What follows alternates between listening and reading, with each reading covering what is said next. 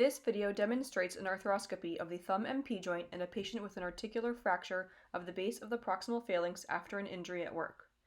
Pre-operative x-rays demonstrated that the fragment had angulated due to the pull of the radial collateral ligament.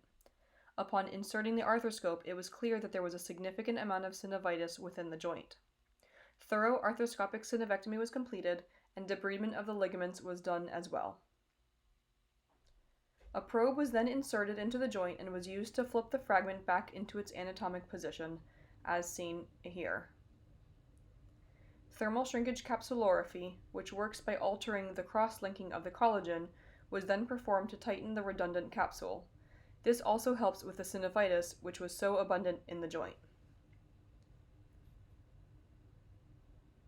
The probe was then used to hold the fracture fragment in place, and a 4-5K wire was inserted under fluoroscopic and arthroscopic guidance.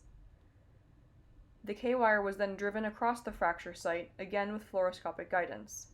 However, arthroscopy allowed for a perfect anatomic reduction of the articular surfaces. The probe was then used to confirm that the fracture was now stable. It was now confirmed that the joint was clear of any loose bodies and the anatomy had been restored. Post-operative x-rays show the fracture is well reduced by the K-wire, which was removed several weeks later. Portal wounds were barely visible at the time of patient discharge.